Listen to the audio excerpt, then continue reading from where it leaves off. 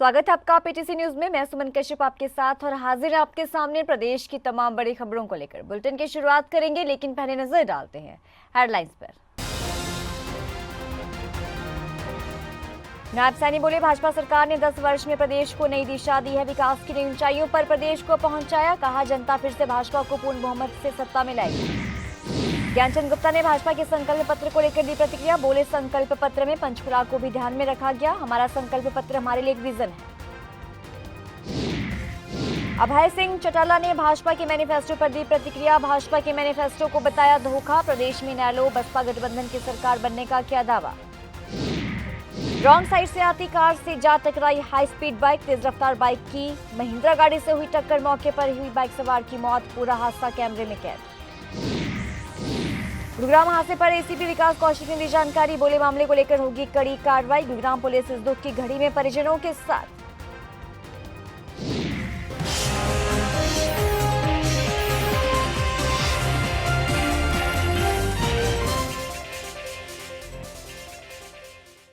और अब खबरें विस्तार से।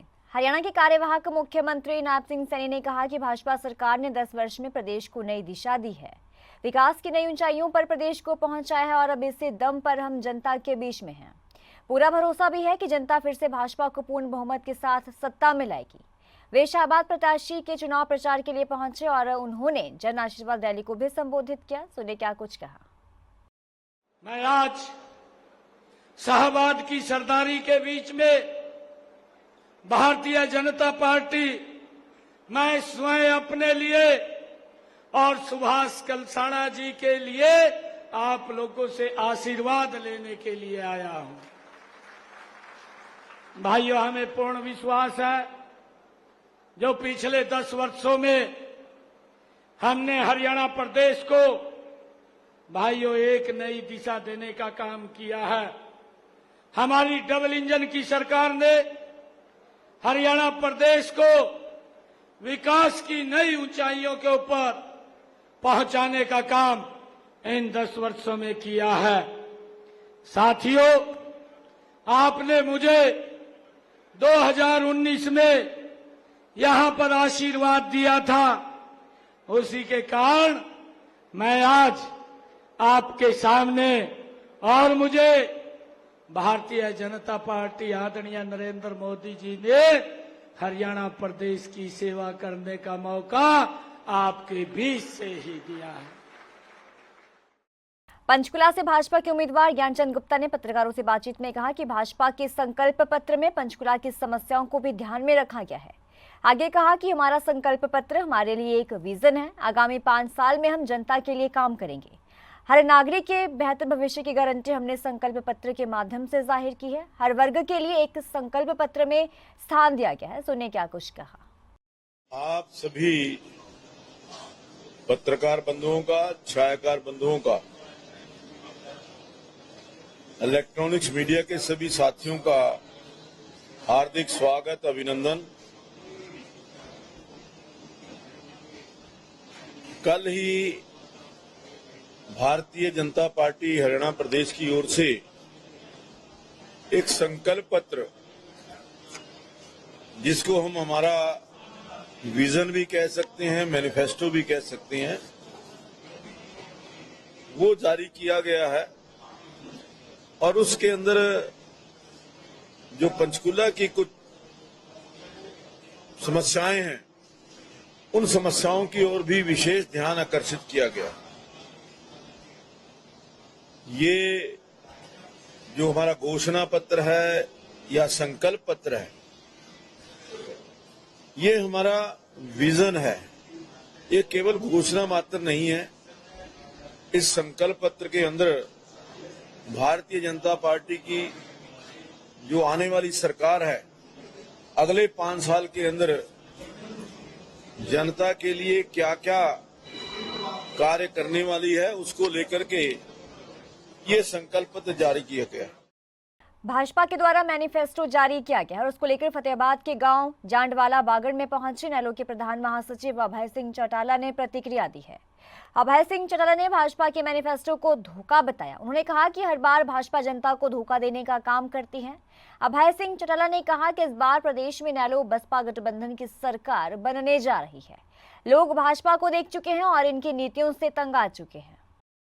आपने देखा है अभी गांव के अंदर पूरा गांव आया हुआ था, माताएं बहनें बहुत बड़ी संख्या में थी और कुछ 500 से 700 आदमी थे। इससे आप अंदाजा लगा सकते हो कि लोगों ने हमारे गठबंधन के ऊपर विश्वास व्यक्त किया।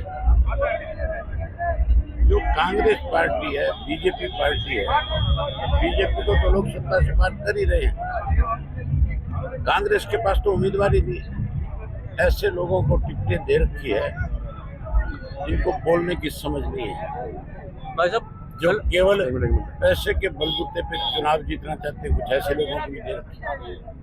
हरियाणा का आदमी पैसे से नहीं, विश्वास के साथ वोट देता है। बीजेपी ने विश्वास हमारे ऊपर है, हमें वोट मिलेगा और हम राज बनाएंगे। बीजेपी ने मैनिफेस्टो जारी किया है और दावा कर रही है कि जनहितैषी है। अभी मैनिफेस्टो जारी किया जी, कैसे देखते हैं? करते हैं, हर चुनाव में करते हैं, धोखा करते हैं, मैनिफेस्टो नहीं है। कहते हैं कि दुर्घटना से देरी भली, लेकिन आज की दौड़ती भागती जिंदगी में लोग इन शब्दों को सीरियसली नहीं लेते हैं। ऐसा ही कुछ देखने को मिला है हरियाणा के साइबर सिटी कहे जाने वाले गुरुग्राम में, जहां ट्रैफिक नियमों को न मानने और रफ्तार के नशे के चलते बड़ा हादसा हो गया, जिसका पूरा वीडियो भी सामने है।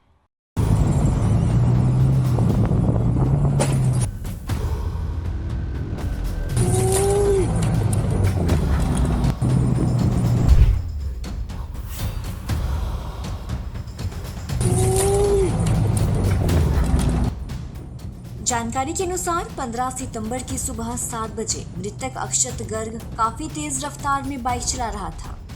एक महिंद्रा गाड़ी रॉन्ग साइड से होते हुए आ रही थी। रफ्तार के चलते बाइक सवार महिंद्रा गाड़ी को देख नहीं पाया और तेज रफ्तार में ही उसकी महिंद्रा गाड़ी से टक्कर हो गई।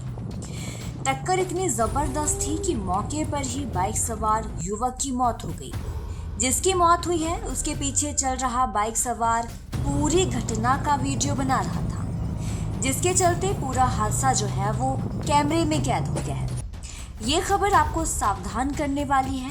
मौत कहीं से भी कैसे भी आ सकती है, इसलिए सड़कों पर सावधान रहें और ट्रैफिक नियमों का पूरी तरह से पालन करते हुए गाड़ी चलाएं। प्रशासन की ओर से बार बार अपील करने के बाद भी लोग ट्रैफिक नियमों का पालन नहीं करते हैं। वीडियो को देखने से ये पता चल रहा है कि रॉन्ग साइड ड्राइव और ओवर स्पीड की वजह से ये हादसा हुआ है। ये वीडियो वाहन चालकों को सावधान करने वाली है। सड़क पर चलते समय ट्रैफिक नियमों का पालन कर हादसे से बचा जा सकता है। तो गुरुग्राम हादसे का वीडियो तेजी से वायरल हो रहा है। वीडियो में साफ देखा जा सकता है कि आखिरकार कैसे तेज रफ्तार बाइक रॉन्ग साइड से आ रही गाड़ी से जा टकराती है। हादसे में युवक की मौके पर ही मौत हो जाती है। तो गुरुग्राम में जो ये हादसा हुआ है, इस पर एसीपी विकास कौशिक ने मामले की पूरी जानकारी दी है। उन्होंने कहा कि मामले को लेकर उचित कार्रवाई अमल में लाई जाएगी, लेकिन मृतक अक्षर जो है वो परिवार का इकलौता बेटा था। आगे कहा कि गुरुग्राम पुलिस इस दुख की घड़ी में परिजनों के साथ है और मामले को लेकर कार्रवाई अमल में लाई जाएगी। आरोपी के खिलाफ सख्त से सख्त कार्रवाई की जाएगी। देखिए, ये दुखद घटना पिछले संडे की है। रविवार की सुबह 6 बजे जो मृतक हैं ये गोल्फ कोर्स रोड पर साइबर सिटी के नज़दीक अपनी मोटरसाइकिल से जा रहे थे और सामने से एक रॉन्ग साइड से एक ब्लैक कलर की XUV 300 गाड़ी थी, जिससे इनका एक्सीडेंट हुआ और मौके पर ही इनकी मृत्यु हो गई। हॉस्पिटल लेके गए, लेकिन वहाँ से फिर ब्रॉड डेथ इनको डिक्लेयर कर दिया गया। तो इस संबंध में हमने विधि सम्मत कार्रवाई शुरू कर दी है और कानून के तहत केस रजिस्टर करके हम लोग आगे कार्रवाई इसमें कर रहे हैं। देखिए, ये एक 22 साल के युवा नौजवान थे और किसी प्राइवेट कंपनी में ये काम करते थे और सुबह अपने दोस्तों के साथ यहाँ पर आए थे ये, और उसी समय पर ये दुखद घटना इनके साथ घट गई और मौके पर इनकी मृत्यु हो गई।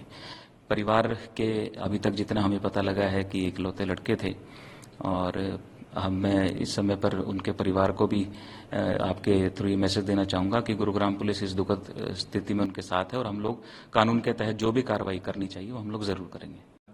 देखिए, हम लोगों ने इनका मेडिकल कराया था और उसके बाद भी हमने ब्लड सैंपल भी इनका ले लिया है, जिनको आगे टेस्ट के लिए हम लोग भेज रहे हैं। यदि शराब का कोई ट्रेस उसमें आते हैं तो उसके लिए अलग से कार्रवाई फिर इनके खिलाफ की जाएगी और फिलहाल अभी उसकी जो रिपोर्ट है वो पेंडिंग है और किसी तरीके का किसी भी व्यक्ति को हम लोग कोई स्पेशल ट्रीटमेंट या स्पेशल कंसेशन देने का कोई सवाल ही पैदा नहीं होता। इस तरीके के जो मुकदमे पहले भी होते रहे हैं, जो घटनाएं पहले भी होती रही हैं, उनमें जिस तरीके से कार्रवाई हम लोग करते हैं एसओपी के तहत, उसी तरीके की कार्रवाई इसमें भी की गई है। ऐसा नहीं है कि हमने किसी को कोई स्पेशल ट्रीटमेंट देने की कोशिश करी है। हरियाणा विधानसभा चुनावों के बीच अचानक सुबह राहुल गांधी करनाल पहुंचे और यहां उन्होंने एक युवक के परिवार से मुलाकात की, जिससे वो अपने अमेरिका दौरे के दौरान मिले थे। इतना ही नहीं, राहुल गांधी ने युवक के घर पहुंचकर उससे अमेरिका में वीडियो कॉल कर सबूत भी दिया। आपको बता दें कि राहुल गांधी करनाल जिले के घोगड़ीपुर गांव में सुबह करीब 5:30 बजे अचानक पहुंचे थे। अमेरिका दौरे के दौरान राहुल गांधी की मुलाकात करनाल के अमित कुमार नाम के एक लड़के से हुई थी। वो करनाल जिले के गांव घोगड़ीपुर का रहने वाला है। अमित का कुछ समय पहले अमेरिका में एक्सीडेंट हो गया था और इसके बाद वो अस्पताल में ही भर्ती हैं। अमेरिका में मुलाकात के बाद राहुल गांधी ने अमित से वादा किया था कि वो जब वापस भारत जाएंगे तो उसके घर वालों से जरूर मिलकर आएंगे। टाइम अमेरिका में है और उसका एक्सीडेंट हो गया था वहाँ पे। वहाँ राहुल गांधी जी उनको मिले, वहाँ उनको बोल के आए थे कि भाई तेरे घर जरूर जाके आएंगे। आज हमारे को बिना बताए अचानक एकदम सुबह 6 बजे आ गए। क्या बातचीत हुई, कितनी देर रुके? 1.5 घंटा सारा रुके। बातचीत क्या कुछ हुई? सारे सुख दुख सब गए, पूछ कर गया। 3-4 परिवार आ रहे थे, ब्रिज पर से भी थे और भी थे, 3-4 गांव के आदमी थे, उनके परिवार वाले बुला रखे थे। अभी से 1.25 साल पहले ही गया था, तो जाते ही उसने बेचारे ने मेहनत करनी शुरू करी, इधर उधर काम ढूंढा। लेकिन उस दौरान उसको जैसे ही वो अपने काम से कहीं जा रहा था जहाँ पे कोई सामान लेने, तो रास्ते में जैसे ही सड़क पार करी तो अमित का अचानक किसी गाड़ी के साथ एक्सीडेंट हो गया और वो इतनी बुरी तरह गिरा कि वहाँ की पता नहीं पुलिस ने किसी ने सूचना दी, पुलिस हाँ भाई ये एक्सीडेंट हो गया। वहाँ की इतनी बढ़िया, हम तो मानते हैं कि उस आदमी का भी भलाई है जिसने सूचना दी और अमित को तुरंत ही उसको ऑक्सीजन भी दी, सारी हाथों में पैरों में और पेट में ही थोड़ा सांस का सुंडी से चेक करा उन्होंने, हार्ट भी बंद हो चुका था। राहुल गांधी अमित दो गया, जब उसने यहाँ फिर आया, अचानक आया हमारे पास, तो अमित तो बोल का आया था अब मैं आंटी के पास जाकर आऊँगा। जब हम तो आया का सुंदे उठाए राहुल गांधी ने, उसके बॉडी गार्डा ने सुंदे उठाए। वो तो 5 बजे आ लिए थे, राहुल गांधी आया 6 बजे। कोई जानकारी नहीं हुई आपको? नहीं, कोई जानकारी नहीं थी। क्या बातचीत हुई आपकी? बस ये बातचीत हुई कि हम पूरी मदद करेंगे। आजाद समाज पार्टी के राष्ट्रीय अध्यक्ष चंद्रशेखर आजाद का बड़ा बयान जो है वो सामने आया है। उन्होंने कहा है कुमारी शैलजा का कांग्रेस पार्टी में अपमान हो रहा है। अपमान के चलते कुमारी शैलजा ने हरियाणा विधानसभा चुनावों में प्रचार से दूरी बना ली है। आगे कहा कि कुमारी शैलजा के चुनाव से दूर रहने से नुकसान होगा, तो वहीं कुमारी शैलजा पर कांग्रेस केंद्रीय नेतृत्व की चुप्पी पर भी आजाद ने सवाल उठाए हैं। जरा सुनिए क्या कुछ कहा।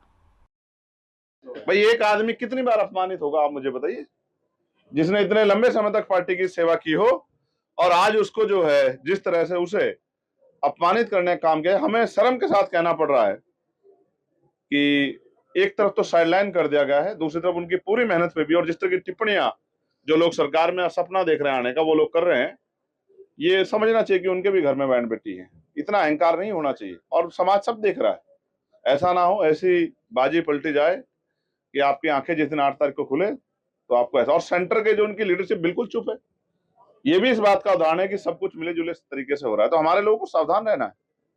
जो लोग आज उन पार्टियों में हमारे समाज के जो नेता उन्हीं की इज्जत नहीं करते, तो हमारे समाज की क्या इज्जत करेंगे, ये भी समझने का विषय है।